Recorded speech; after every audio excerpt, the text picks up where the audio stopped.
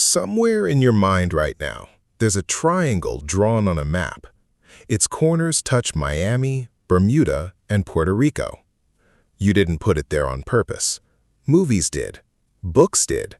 1,000 documentaries did.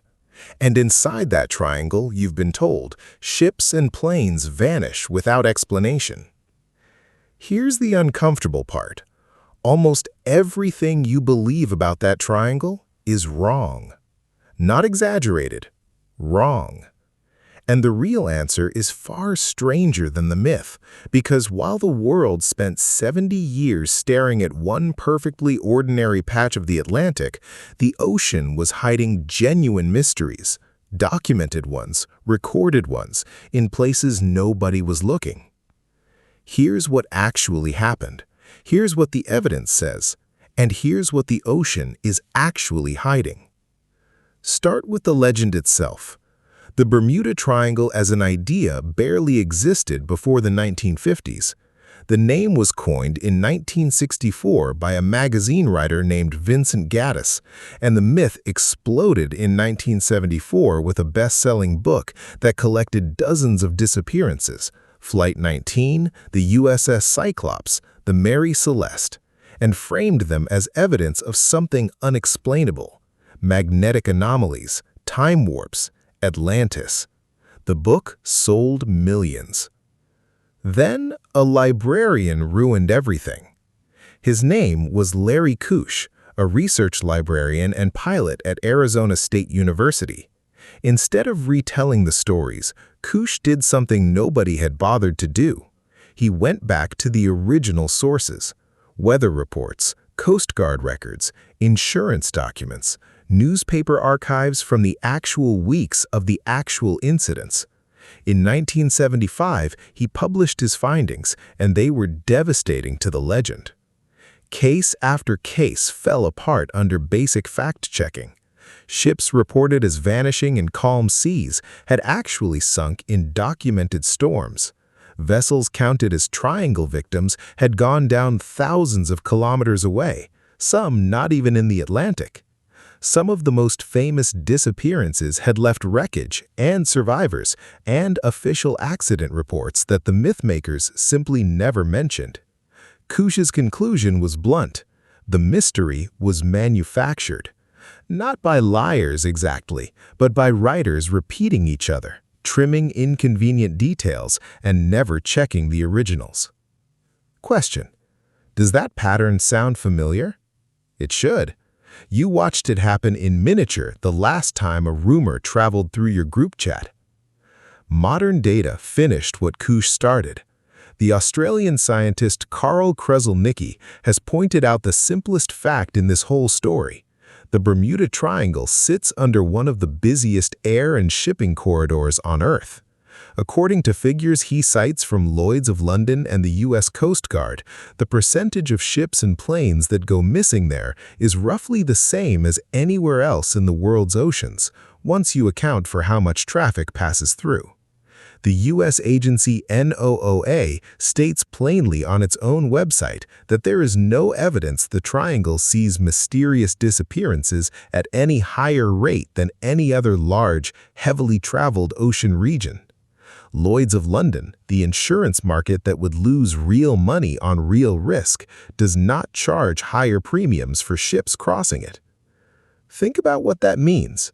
The people whose actual money depends on knowing where ships sink looked at the Bermuda Triangle and shrugged. So the triangle is ordinary. Case closed? Not quite. Because here's the twist this story has been building toward.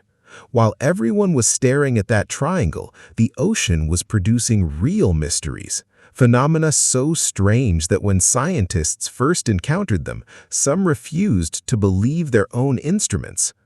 Start with a sound. In 1997, hydrophones operated by NOAA, underwater microphones originally built to listen for Soviet submarines, picked up one of the loudest sounds ever recorded in the ocean.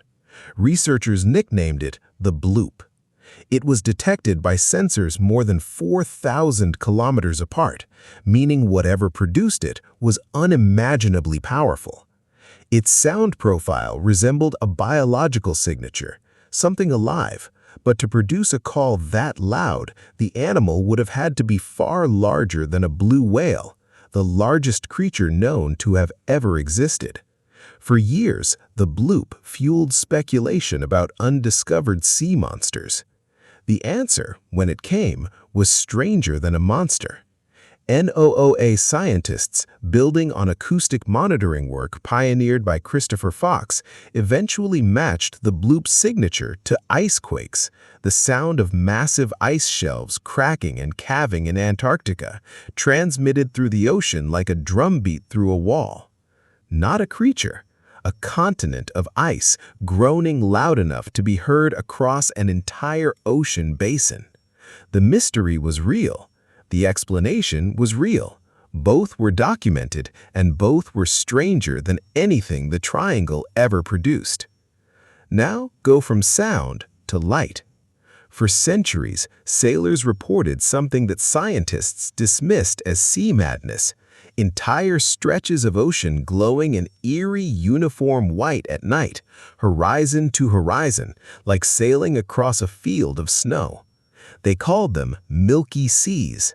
The reports were consistent. Ships' logs going back hundreds of years described the same thing, but no scientist had ever verified one, because you'd have to be standing in the middle of the ocean at the exact right moment.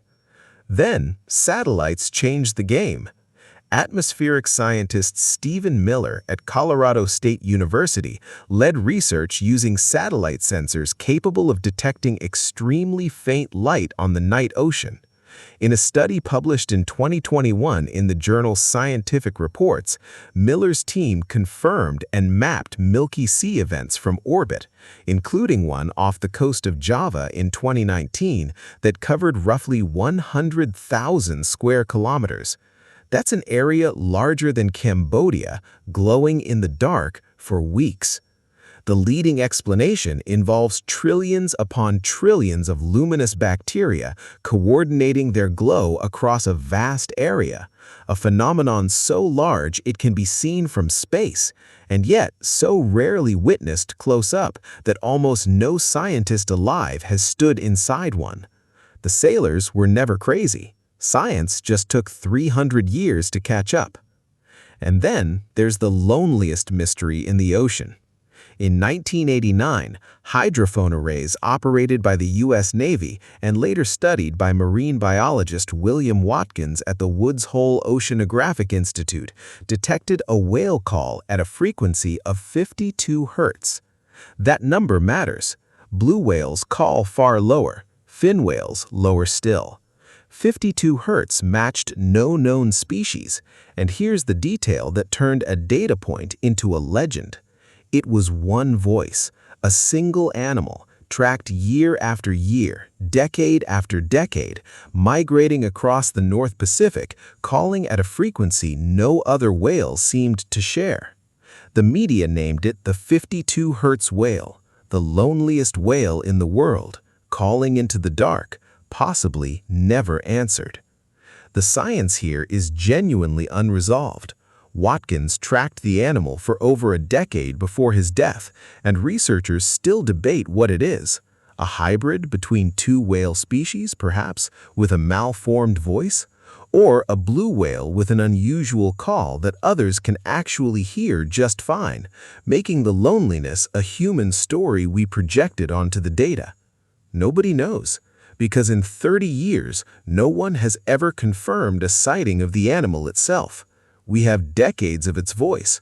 We have never seen its face. Notice what all three of these have in common and what separates them from the Bermuda Triangle. They come with data, hydrophone recordings you can listen to today, satellite images you can look up, peer-reviewed papers with named authors. The Bermuda's mystery dissolves the moment you check the sources. These mysteries survive the checking. That's the actual test of a real unknown. Not how spooky the story sounds, but whether it's still standing after someone like Larry Kusche walks through it with a library card. And underneath it all sits one number that should reframe how you think about your own planet. According to NOAA, Humans have mapped the surface of the Moon and Mars in more detail than the floor of Earth's oceans, and the majority of the deep sea remains unexplored by direct observation. The strangest place you'll ever be near isn't a triangle between Miami and Bermuda. It's the 2/3 of your own world that no one has ever looked at. So why did the fake mystery become world famous while the real one stayed obscure? Because the triangle offered something the real mysteries don't: a villain with an address, a specific place you could draw on a map, point at, and fear. The Bloop, the Milky Seas, the 52 hertz whale, they're diffuse, slow, hard to film, and resist a tidy story. Your brain, and everyone else's brain, prefers a monster with coordinates over a genuine unknown without one. The myth wasn't spreading because the evidence was strong. It was spreading because the shape of the story was perfect. You do this in small ways every day. When something goes wrong in your life, you look for the triangle, the one clear place or person or reason to pin it on, because a labeled cause feels safer than a diffuse one. Sometimes the label is right, but sometimes the label is just the story with the best shape, and the real explanation is quieter, stranger, and sitting somewhere nobody thought to check. Somewhere in your mind right now, there's a triangle drawn on a map. You now know it's just water. Ordinary, busy, well-insured water. But maybe let the triangle stay there a little longer as a reminder, not of what the ocean is hiding, but of how easily a good story can convince an entire world to stare at the wrong spot, while the real mysteries glow and groan and call out unanswered in the dark just beyond the lines.